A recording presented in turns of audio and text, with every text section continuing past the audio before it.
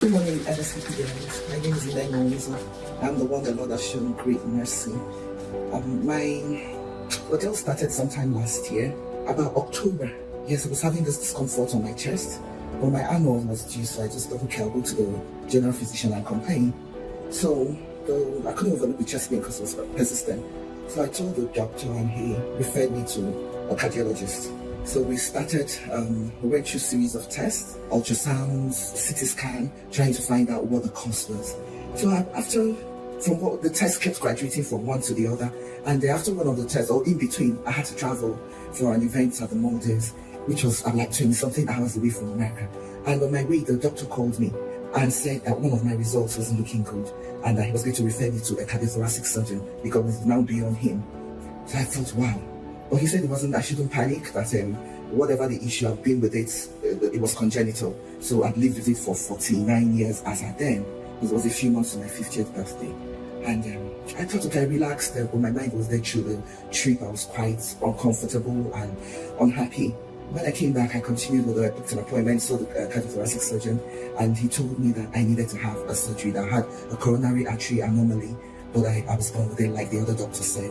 But he needed to be corrected because it was playing up, coming up with pains. Told me he was surprised I was still standing, that I would drop dead at any moment or have a heart attack. We decided to have other opinions, to seek other opinions from other specialist doctors. I had a cousin who is a doctor in the US as well. So she thought she wanted to show the results to her colleagues. So we did that, and they all came back with the same opinion. So I didn't have any other choice than to succumb. The surgery went on well. I had 4 of my friends outside, and I begged them to just pray, oh Lord, show me mercy through the surgery until I come out.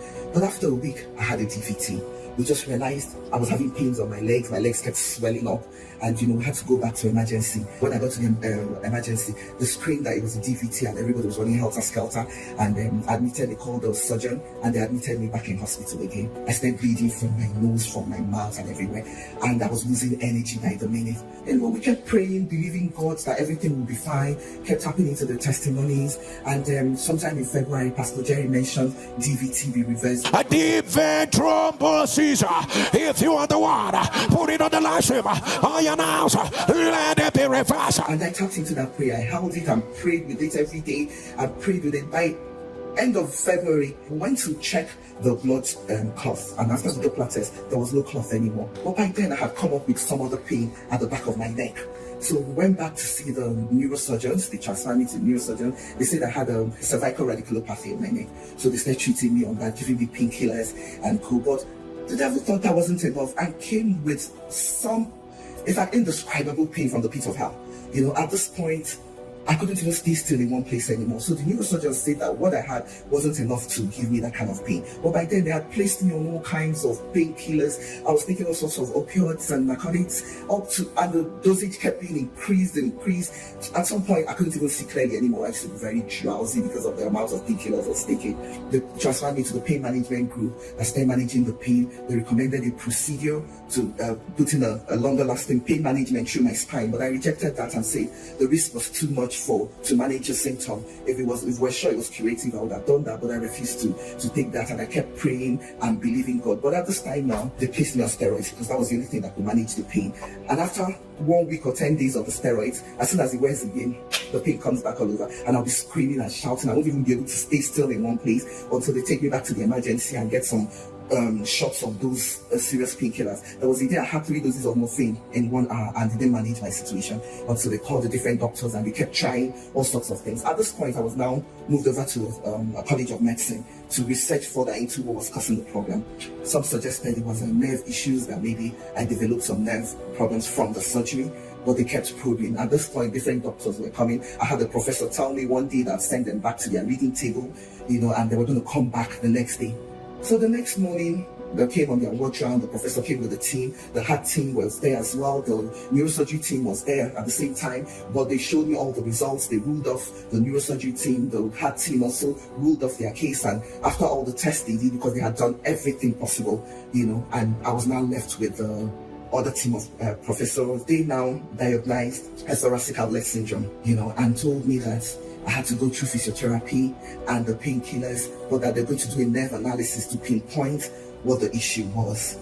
Good. We started the what is recommended, So at this point, they discharged me from the hospital because they were going to give me a Botox, and they couldn't give me the Botox in the hospital. So they discharged me with steroids, managing the pain so that I'll be able to go home, then come as an outpatient to the talk where I was giving the Botox.